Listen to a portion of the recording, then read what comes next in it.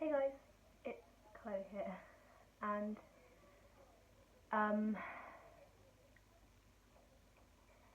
this is a video I didn't ever think in my life I would make, but it's got to the point now where I think I need everyone to know the truth and nothing but the truth, because I think at this point everyone deserves an answer, everyone deserves to know, and I feel like I deserve some closure, and if it's out there and everyone can know, I can't be questioned about it and rumours can't be put around, and I think it's time for me to talk about this. And before I get all the comments like you're an attention seeker, whatever, you could just not watch the video. I was sexually abused, physically abused and verbally abused by my best friend's dad for 2 years. I'm not going to go into details with names and everything like that because personally I think it's disrespectful to certain families and things, but the majority of people watching this video will be people who know the situation and know who I'm talking about. I was really close with my best friend's family, with my best friend's siblings, my best friend's mum, my best friend's dad. And I looked up to my best friend's mum and my best friend's dad so much. They were like my own parents. I was really close with both of them and the rest of the family, but yeah.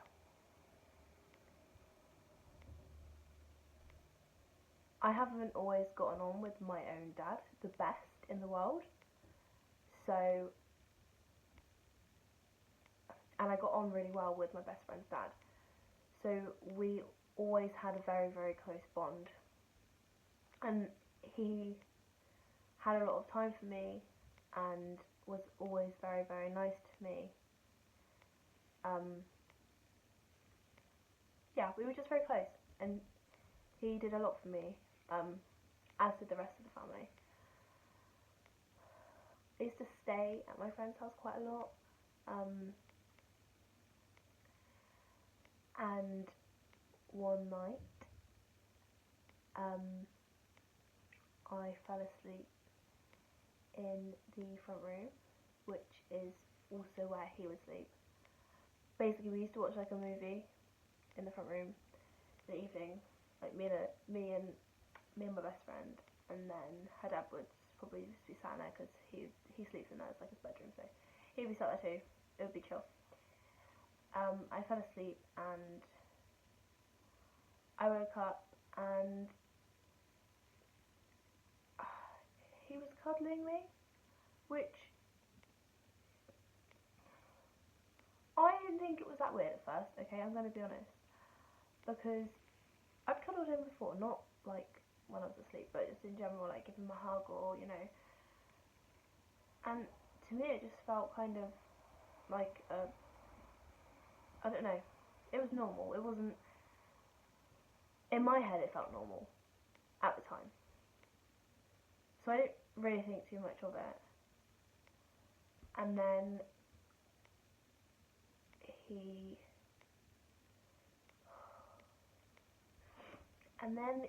began to touch me in a more inappropriate place, which I didn't know what to do. I was, I didn't know what to do, if I'm honest. So, to an extent, yeah, I did let it happen, because I could have said no, but I was too scared and too confused, and I was threatened that if I didn't continue to have sex with him, then he would tell everyone that I slept with him. And that is the complex I was stuck in for near on 2 years. So he left his wife. So he left my best friend's mum. Probably about, it was like the end of the summer, and he left her. And he would message me and be like, can we meet up? Can you meet me? We'll just go for a drive and stuff like this. And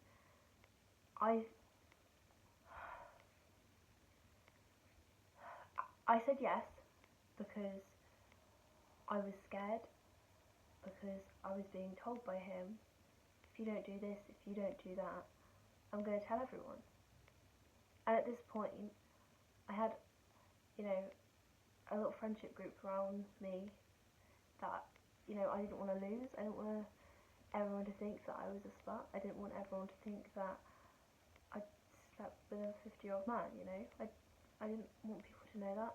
At first, I thought I would be able to get out of the situation myself, and nothing would come of it, and I'd be fine. But the more and more time elapsed, the harder and harder it got, because the longer and longer it had been going on.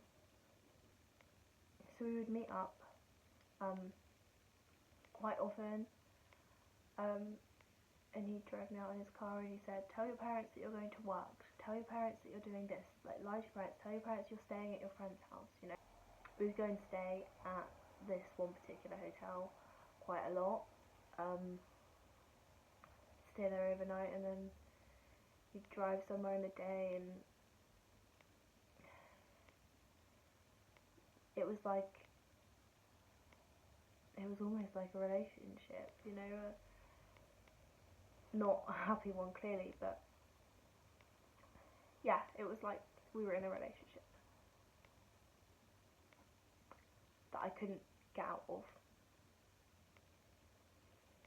I would receive phone calls from him all the time, asking who I was with, what I was wearing, what sort of makeup I was wearing, how I had my hair. I wasn't allowed to wear skirts, I wasn't allowed to wear jeans with rips in, I wasn't allowed to wear lipstick, I wasn't allowed to wear certain tops, you know. If I ever got caught wearing anything like that, say I was in his car with him, he would drive really, really fast back to my house and shout and scream at me and go, I'm about to get out of the car and go in your house and tell your parents everything and all this, that and the other. And I was so scared. So scared, because I never wanted anyone to find out. I never want anyone to find out about this, because I'm ashamed of myself. I am. And I always will be, and everyone can say, no, it's not your fault, but I am ashamed, because I have slept with him hundreds of times, and I couldn't get out of it. And I didn't, because I was stuck, because I was scared. As the relationship went on, he started talking about wanting a baby with me. And at this time, you know, I was 17, and that was crazy to me, because I was like, I could never do that, what my parents say. He'd gone on about it so much, and I agreed. Poppy was not a mistake. Poppy was a planned pregnancy. It's hard for me to explain, because people will be like, why would you want a baby with him? Why would you do that? Because I did say yes to having a baby with him.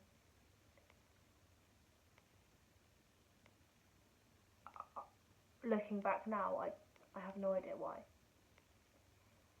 But I was so lost, and I didn't have anyone, really. But I thought, this will be someone who I can love. And this will be someone who I can look after, and this will be... I don't know, I felt so lost and so alone, and so I agreed. After Poppy was born, a lot of people started to catch on. And I was told, if you don't deny it, you need to deny it. If you don't deny it, bad things are going to happen, and if you don't deny it, I'll do this and this and this. And after Poppy was born was when he started to become violent. He's slapped me before, he's being really threatening, and he's driven the car really, really fast, threatening to kill us both. Including when I was pregnant. He threatened to kill me, him, and the unborn baby in a car crash. There was one time, and I can't even remember what I did wrong. I was with him at the house he was staying at, and he grabbed me and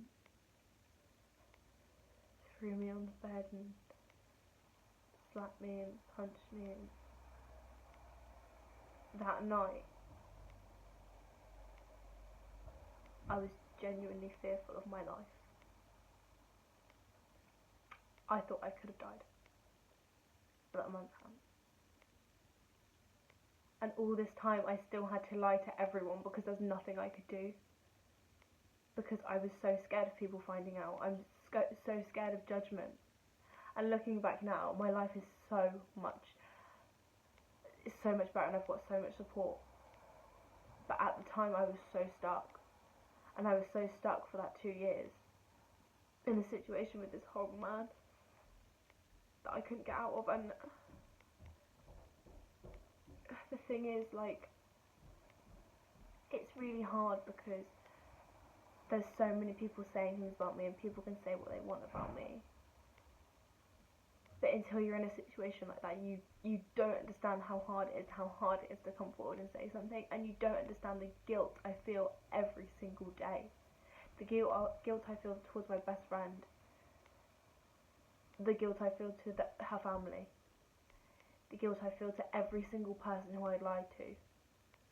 My family, my parents, you know, my friends.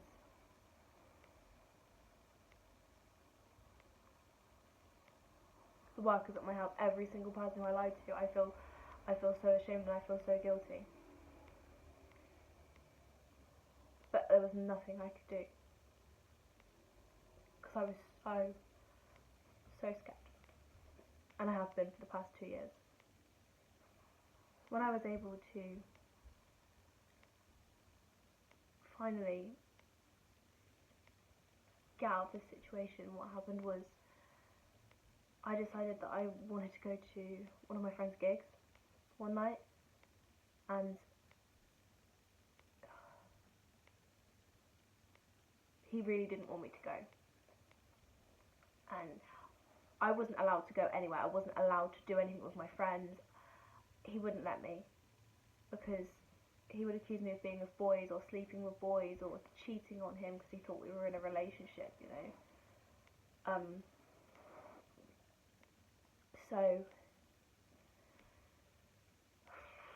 sorry.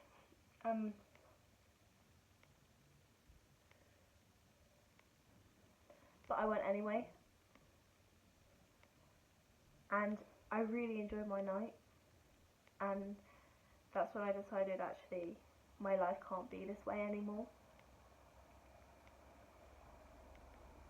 And so I spoke to him the next day and I said, I can't do this anymore.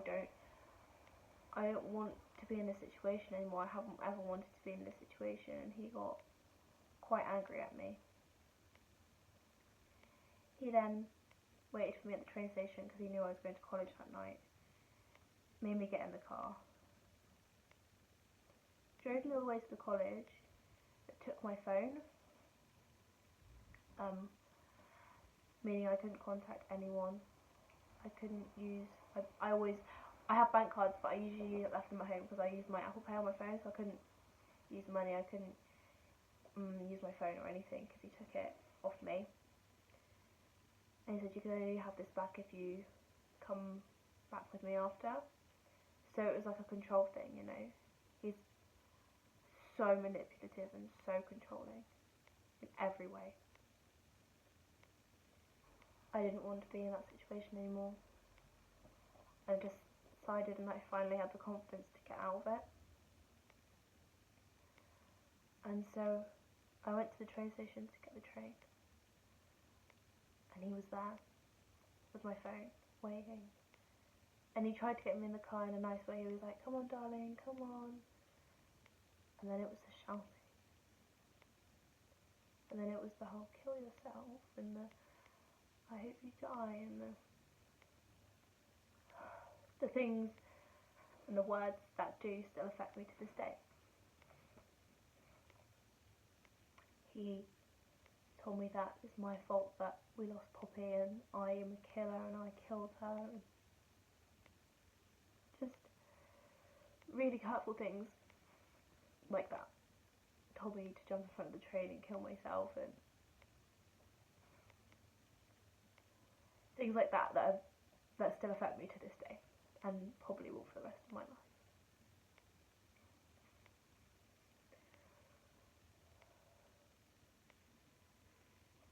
And then he left. And the next day he began ringing all my friends and telling them that I'd slept with him and I was in a relationship with him and I had a baby with him and just telling everyone things, which I never wanted to happen because I was so scared that everyone was going to judge me, and so I told someone, and I told someone everything. And it was the hardest thing I've ever done in my life, but also the best thing.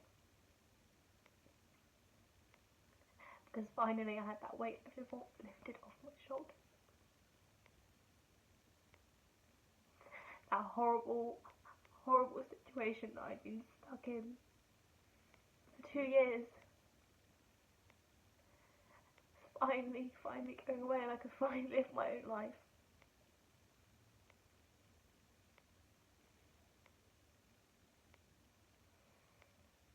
But that man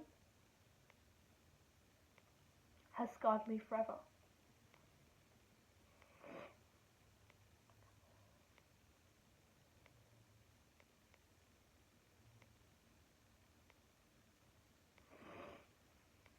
But I've got to talk about it because I can't keep this inside anymore. And I think a lot of people have the right to know. And I'm not going to lie about it anymore.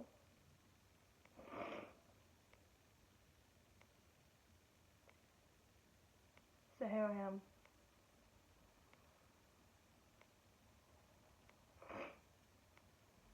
And the police are all involved and I've done my bit and I'm safe and I'm okay.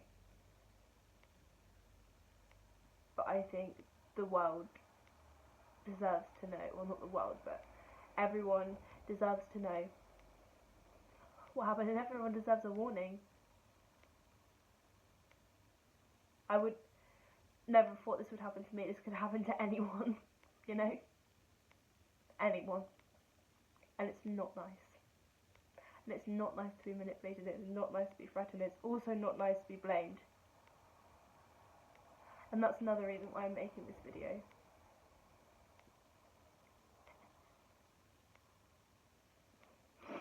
Because I do blame myself so often.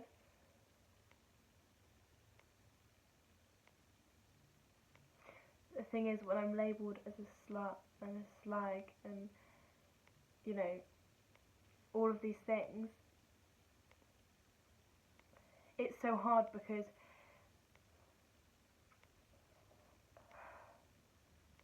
I think until you're in a situation where you're being manipulated and controlled and threatened, you can't understand how it feels and how scary it is. I lived in fear for those 2 years. I didn't want people to know. I didn't want people to turn against me. I was scared. I was so scared. He's threatened to hurt me and my family. You know, he's threatened to tell people, he's threatened to kill me in the car with him. You know, it's scary. He's a really, really scary man, and I know what he's capable of. And I'm sorry to everyone, because I lied to literally every single person that I know. Forgive. And I'm sorry, and that's all I can do, and that's all I can say. Thank you for taking the time to watch this video. I really appreciate it.